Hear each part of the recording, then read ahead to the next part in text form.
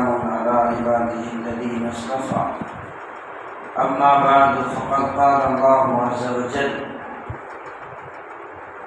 ومن آياته أن خلقكم من أنفسكم أزواجا لتسكنوا إليه وجعل بينكم مودة ورحمة وقال النبي صلى الله عليه وسلم يا معشر الشباب من استطاع منكم الباءة فليتزوج فإنه أغض للبصر وأحسن للفرج ومن لم يستطع فعليه بالصوم فإنه له وجاء متفق علیہ۔ محترم اور معزز بزرگوں اور دوستوں،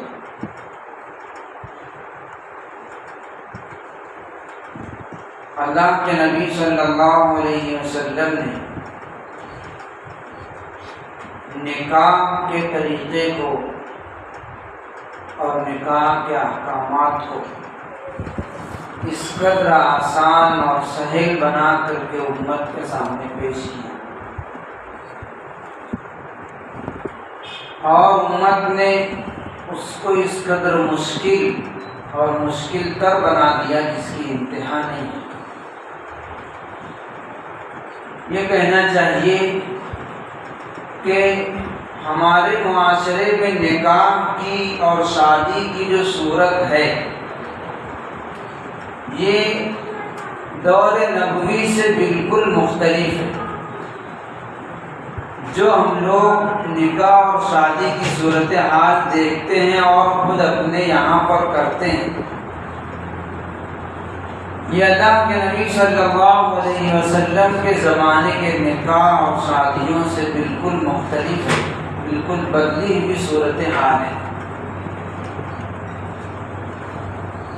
اللہ کے نبی صلی اللہ علیہ وسلم نے نوجوانوں کی جماعت کو مخاطب کر کے ارشاد فرمایا، یا معاشر الشباب، اے نوجوانوں کی گروہ، اے نوجوانوں کی ٹیم، اے نوجوانوں کی جماعت، من استطاع منکم الباءۃ فلیتزوج، جو شخص تم میں سے نکاح کی قدرت رکھتا ہو اس کو چاہیے کہ نکاح کر لے۔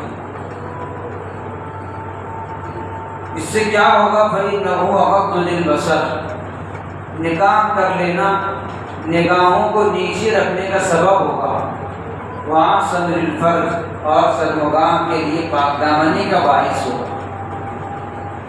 اور جس کو نکاح پر قدرت نہیں ہے اس کو چاہیے کہ کثرت سے روزہ رکھے، اس لیے کہ اس کے ذریعے سے قوت شہوانی ٹوٹتی ہے، شہوت ختم ہوتی ہے۔ آپ نے پاک دامنی کا ذریعہ جس چیز کو بتایا ہے وہ ہے نکاح، کہ اگر تم نکاح کرو گے تو پاک دامن رہو گے۔ ہمارے معاشرے سے، ہماری زندگیوں سے پاک دامنی جو فوت ہو گئی وہ نکاح کو مشکل تر بنا دینے کی وجہ سے۔ نوجوانوں کی زندگیاں جو برائیوں کا شکار ہے اور عیاشی اور فحاشی کے اندر جو مبتلا ہیں، اس کی واحد وجہ ہے معاشرے کے اندر نکاح تاخیر سے کرنا اور نکاح کو بہت زیادہ مشکل بنا دینا۔ آپ نے فرمایا جو شخص نکاح پر قادر ہو اس کو چاہیے کہ نکاح کر لے۔ نکاح پر قدرت کیا ہے؟ نکاح پر قدرت 3 چیزوں سے ہوتی ہے۔ آدمی مہر کی ادائیگی پر قادر ہو، شادی کر لینے کے بعد نان و نفقے کی ادائیگی پر قدرت رکھتا ہو، اور میاں بیوی کے باہمی تعلقات کو پورا کرنے پر قدرت ہو۔ اتنی قدرت اگر ہے، 3 چیزوں پر قادر ہے، تو گویا کہ وہ نکاح پر قادر ہے، اس کو چاہیے کہ جتنی جلدی ہو سکے نکاح کرے۔ ہمارے معاشرے میں اور اللہ کے نبی صلی اللہ علیہ وسلم کے زمانے میں جو معاشرہ تھا اس کی صورتحال ذرا سی الگ ہے۔ ہمارے یہاں پر نوجوان خود سے نکاح نہیں کرتے، بلکہ ان کے والدین ان کا نکاح کرواتے ہیں۔ بلکہ معاشرے میں اس طرح کہ اگر نوجوان خود سے کہیں پر نکاح کر لے، شرعی طریقے پر ہی کیوں نہ کرے، تو اس کو بہت ہی معیوب سمجھا جاتا ہے۔ لیکن آپ نے باقاعدہ نوجوانوں کو مخاطب کر کے ارشاد فرمایا کہ اے نوجوانوں کی جماعت، جو تم میں سے قدرت رکھتا وہ نکاح پر وہ نکاح کر لے۔ آپ نے ان کے والدین کو مخاطب نہیں کیا کہ تم ان کا نکاح کرواؤ۔ دوسری حدیث میں البتہ آپ نے والدین کا چونکہ حق ہے، اس لیے آپ نے یہ ارشاد فرمایا کہ والدین پر بچوں کا نکاح کر دینا یہ حق ہے۔ اس لیے اگر کسی کے بچے اور بچیاں نکاح کی عمر کو پہنچ جائے اور پھر بھی وہ ان کا نکاح نہ کرے، فَأَصَابَهُ إِثْمًا، اور پھر وہ بچہ کسی گناہ میں مبتلا ہو جائے، فَإِنَّمَا إِثْمُهُ عَلَىٰ أَبِيهِ، تو اس گناہ کا وبال اس کے باپ پر بھی ہوگا، اس لیے کہ باپ کا حق تھا کہ وقت پر اس کا نکاح کرے، اس نے اس حق کو ادا نہیں کیا۔ اس لیے سب سے پہلی بات نکاح کے متعلق کہ اپنے بچوں کے نکاح کرنے میں جتنی ہو سکے جلدی کی جائے۔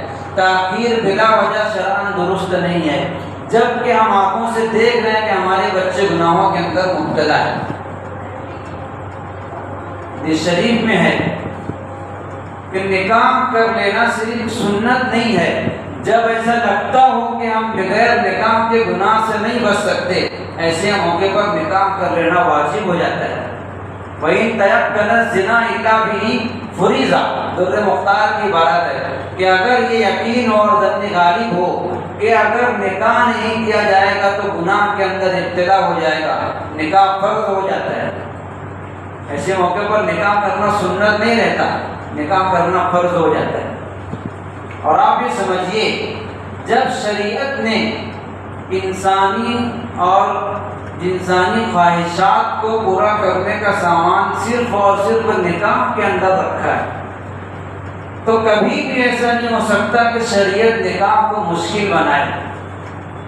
جب شریعت یہ کہتی ہے کہ تم وہیں پر اسی ذریعے سے اپنی خواہشات کی تکمیل کر سکتے ہو اور شریعت اس کو مشکل کر دے، یہ بات ناممکن ہے۔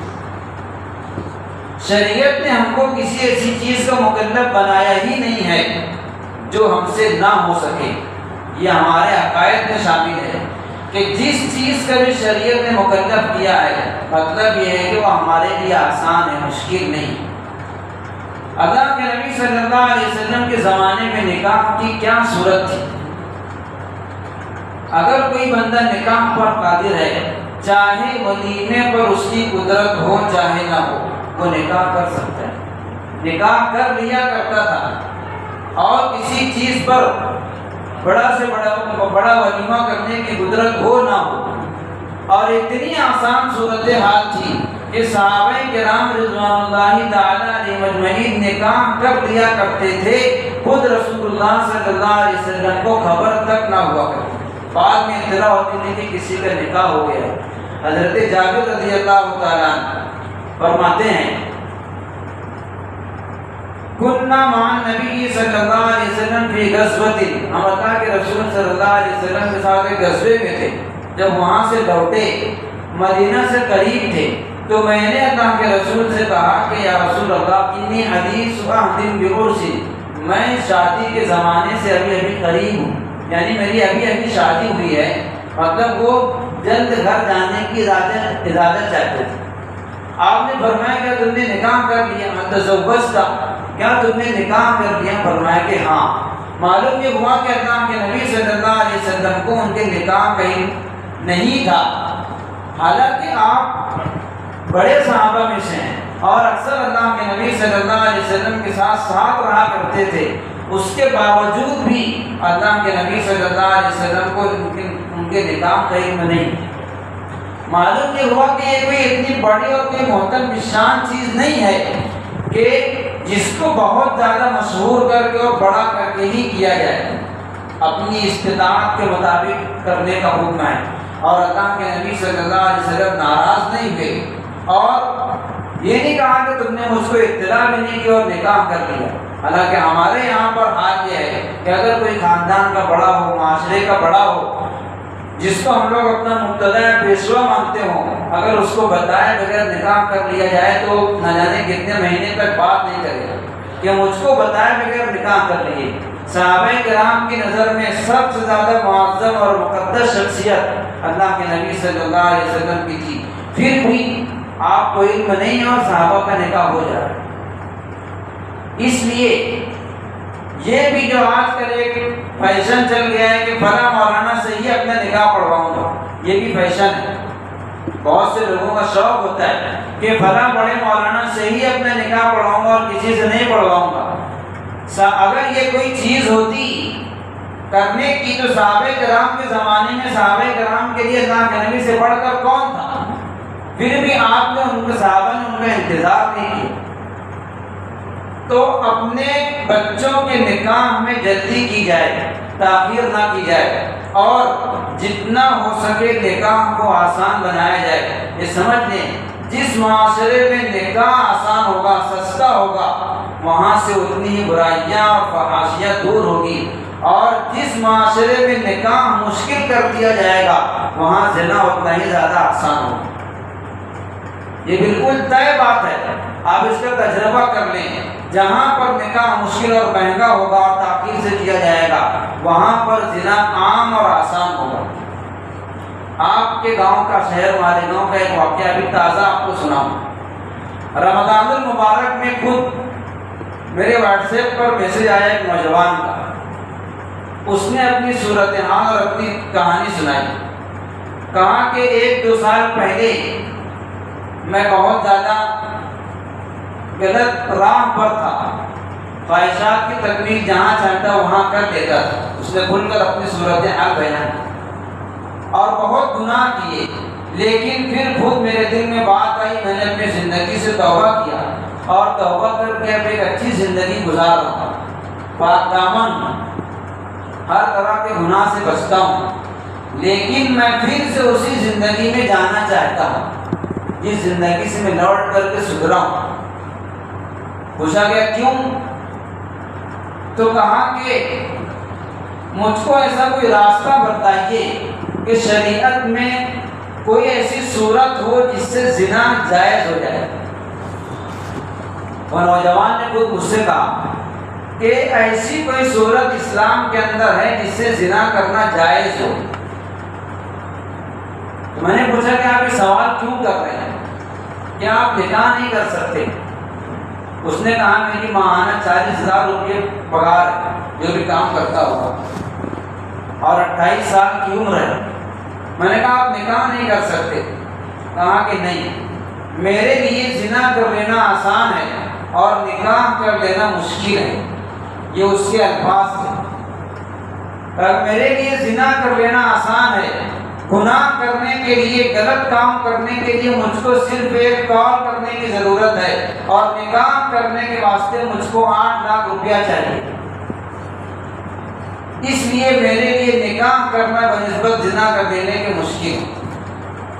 شریعت یہ کہتی ہے کہ نکاح آسان ہے، آپ مہر کی ادائیگی پر قدرت رکھتے ہیں، نام نفقے کی ادائیگی پر قادر نکاح کر سکتے ہیں، اور وہ نوجوان کہتا ہے کہ نہیں، میرے لیے نکاح کر لینا مشکل ہے۔ وجہ صرف ایک ہے، وہ یہ ہے کہ والدین کی تمنا اور آرزو ہے کہ ہم بہت بڑا کھانا کریں گے شادی میں، گھر کی پہلی شادی ہے۔ اب آپ بتائیے کوئی وجہ ہے؟ بچہ اس حد تک پہنچ گیا ہے کہ وہ زنا کرنے پر آمادہ ہے، اور والدین کی یہ خواہش ہے کہ ہم لمبا اور بہت بڑا ولیمہ کریں گے، اس کے لیے شادی میں بھی 2-3 سال لگے گا۔ والدین کو سمجھا کر میں تھک گیا۔ وہ کہتا ہے کہ میں نے والدین کو بہت سمجھایا کہ آپ لوگ ساتھی سے میرا نکاح کر دو، میں اس پر راضی ہوں، لیکن والدین کرنے کے لیے تیار نہیں ہیں۔ اب ایسی صورتحال میں اگر بچہ گناہ کے اندر مبتلا ہوتا ہے تو اس میں کس کا قصور ہے؟ اس میں وبال والدین پر ہوگا۔ ایسی صورتحال میں اگر ایسے بچے جو اس پوزیشن کو پہنچ گئے ہوں، وہ والدین کو بتائے بغیر کہیں پر اپنے طور سے نکاح کر لیں اور پاک دامنی کی زندگی گزاریں، تو آپ بتائیے کہ ان کو نافرمان کہا جائے گا؟ نہیں، والدین نکاح کرنے کے لیے تیار نہیں ہے، اور بچہ اس حالت میں ہے کہ وہ گناہ کرنے کے لیے اس کو گناہ کرنے کے مواقع مہیا اور گناہ کرنے پر آمادہ ہے۔ ایسے موقع پر چاہیے کہ نوجوان جہاں چاہے اپنی سوچ سے اپنی سمجھ سے نکاح کر لے، ان کو والدین کا نافرمان نہیں کہا جائے گا، اس لیے کہ دوسری صورت میں اگر وہ نکاح نہیں کرتا ہے تو گناہ کے اندر مبتلا ہو جائے گا۔ یہ نکاح کی صورتحال کس نے بنائی ہے؟ ہم نے اور آپ نے۔ نکاح کو اتنا مشکل کہ بڑا ولیمہ کیے بغیر نکاح ہو گئی نہیں، یہ معاشرہ ہمارا اور آپ کا بنایا ہوا ہے۔ ولیمہ ایک سنت ہے، وہ بھی بقدر استطاعت، جتنی اپنی حیثیت اور استطاعت ہو اتنا سنت ہے۔ بڑا سے بڑا ولیمہ کرنا، تاخیر سے نکاح کرنا اور قرض لے کر کے کرنا یہ سنت نہیں ہے۔ اللہ کے نبی صلی اللہ علیہ وسلم نے دین کو آسان بنایا ہے، آسان کر کے دکھایا ہے۔ اللہ کے نبی صلی اللہ علیہ وسلم نے مختلف نکاح کیے ہیں اور مختلف نکاح میں الگ الگ طریقے سے ولیمہ کیا ہے۔ صرف ایک نکاح میں ذکر ملتا ہے کہ آپ نے گوشت اور روٹی کا ولیمہ کیا، اس کے علاوہ کسی نکاح میں آپ نے ویسا ولیمہ نہیں کیا۔ آپ نے الگ الگ مواقع پر اپنی استطاعت کے مطابق جیسی اس وقت آپ کی وسعت تھی اس طرح ولیمہ کر کے امت کو یہ سبق دیا ہے کہ جیسی تمہاری استطاعت ہو، جیسی تمہاری حیثیت ہو، اس طرح ولیمہ کرو۔ ہم یہ نہ سوچیں کہ ہم نے زندگی پر دوسروں کے یہاں پر کھایا ہے، اگر نہیں کھلائے تو کیا ہوگا؟ کچھ نہیں ہوگا۔ شریعت نے آپ کو اس بات کا مکلف نہیں کیا کہ آپ کھائے ہیں تو کھلائیں۔ مدعو کیا سامنے والے نے تو ہم نے کھایا، زبردستی تو گئے نہیں۔ ہماری اپنی اگر استطاعت ہوگی تو کھلائیں گے، ورنہ نہیں کھلائیں گے۔ یہ ایک سوچ بنا لیں، یہ سوچ درست نہیں ہے کہ ہم نے اگر دوسروں کے یہاں پر کھایا ہے تو کھلانا بھی ضروری ہے۔ ولیمے کی ادائیگی سنت ہے اور وہ بھی اپنی استطاعت کے مطابق ہے۔ آپ اپنے اندر جو استطاعت رکھتے ہو، جو حیثیت رکھتے ہوں، اس طرح کا ولیمہ کریں۔ اس کے علاوہ اور نکاح اور شادی کے مواقع پر جو بھی رسومات کی جاتی ہیں سب بیجا اور فضول ہیں۔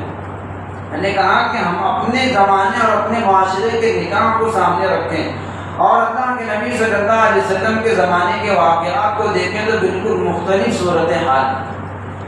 جتنا آسان نکاح اللہ کے نبی صلی اللہ علیہ وسلم کے زمانے میں تھا اور آپ کے صحابہ نے کر کے دکھایا، اگر ہم لوگ اس طرح نکاح کرنے لگیں تو ہمارے معاشرے سے اس طرح کی برائیاں اور اس طرح سے خرابیاں بالکل دور ہو جائیں۔ اس لیے اور یہ چیز بیان کے ذریعے سے اور دوسروں کو بولنے کے ذریعے سے نہیں ہوگی، خود ہر شخص کے اپنے عمل سے ہوگی کہ اگر ہمارے گھر میں نکاح ہے، ہمارے خاندان میں شادی ہے، تو ہم کو چاہیے کہ اپنی ذات سے شریعت کو نافذ کریں، اپنی ذات سے اس چیز کو عمل میں لائیں۔ صرف کہہ سن کر کے معاشرہ تبدیل نہیں ہوتا۔ تو دوسری چیز، نکاح کو جتنا ہو سکے آسان بنائیں، نکاح کو جتنا ہو سکے اپنی اولاد اور اپنے بچوں کے نکاح میں جلدی کریں۔ نکاح کے موقع پر ہونے والی جو خرابیاں ہیں اس میں ایک یہ بھی ہے کہ جب نکاح مسجد کے اندر طے ہوتا ہے تو جو اس کا متعینہ وقت ہوتا ہے اس سے بہت تاخیر کر کے آنا یہ بھی درست نہیں۔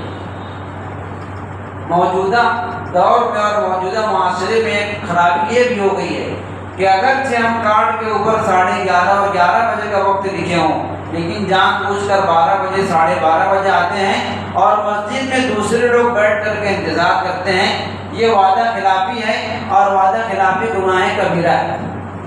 جب ہم نے کارڈ پر یہ لکھ دیا کہ نکاح 11 بجے ہوگا، جتنے لوگوں کو ہم نے مدعو کیا ہم نے ان لوگوں سے معاہدہ کیا ہے کہ یہ ہمارا وقت ہے، اس وقت پر نکاح ہوگا۔ اگر ہم اس معاہدے کی خلاف ورزی کرتے ہیں تو یہ گناہ کبیرہ کے اندر ہے، وعدہ خلافی ہے۔ عام طور سے 80% نکاح اسی طرح ہوتا ہے کہ نکاح کا وقت کچھ اور متعین ہوتا ہے اور اس کے آدھا گھنٹہ 1 گھنٹہ کے بعد آتے ہیں، جس سے نکاح پڑھانے والوں کو بھی دشواری ہوتی ہے اور جو لوگ وقت کے پابند ہیں ان کو بھی دشواری ہوتی ہے۔ اس لیے یا تو ہم اس بات کا اہتمام کریں کہ جو وقت متعین ہو اس وقت پر پہنچ جائیں، اور اگر یہ نہیں ہو سکتا تو اس کی آسان صورت یہ ہے کہ ہم اس بات کو رواج دیں کہ نکاح کو نماز سے متصل کر دیا جائے۔ اپنے یہاں پر اگر نکاح ہو تو بجائے اس کے کہ ہم 11:30 اور 11 بجے کا وقت طے کریں، اس کو ظہر کی نماز سے متصل کر دیں کہ نکاح ظہر کی نماز کے بعد ہوگا۔ آسانی سے سب لوگ ظہر کی نماز کے اندر مسجد پہنچ جائیں گے اور ظہر کے بعد نماز سے متصل آسانی سے نکاح ہو جائے گا، نہ تاخیر ہوگی اور نہ کسی کو انتظار کی زحمت اٹھانی پڑے گی۔ اس لیے اس بات کو بھی رواج کیا جائے کہ اپنے یہاں پر نکاح ہو تو اس کو نکاح سے متصل کیا جائے۔ اور جب ہمارے یہاں پر رشتہ طے ہوتا ہے، ایک بات، ہمارے یہاں پر رشتہ طے ہوتا ہے آپس میں، تو وہاں پر جب بیٹھتے ہیں بات کرنے کے لیے تو وہاں پر ایک لفظ استعمال کرتے ہیں کہ ریت رسم مالے گاؤں کا۔ بہت سے لوگوں نے سنا ہوگا، یہ چیز بھی درست نہیں ہے۔ ریت رسم مالے گاؤں کیا شریعت ہے؟ مالے گاؤں والے تو کچھ بھی کریں گے، آپ یہ بولیے کہ جو بھی رسم و رواج شریعت میں درست ہوگی اور جو بھی چیزیں شریعت کے موافق ہوگی وہ کی جائے گی اور اس کے علاوہ نہیں کی جائے گی۔ یہ آپ بیٹھ کر کے معاہدہ کر لیتے ہیں کہ ریت رسم مالے گاؤں کا، اب اس کے خلاف اگر ہوگا تو آپ اسی وقت بولیں گے کہ بات پکی کے وقت کہہ دیا گیا تھا کہ رسم جو رہے گی وہ مالے گاؤں کی رہے گی۔ مالے گاؤں کے دین و شریعت نہیں ہے، اس لیے جو چیز دین و شریعت ہو اس کو لاگو کریں، اس کا معاہدہ کریں اور اس کو رواج دیں۔ اللہ تعالیٰ عمل کی توفیق عطا فرمائے۔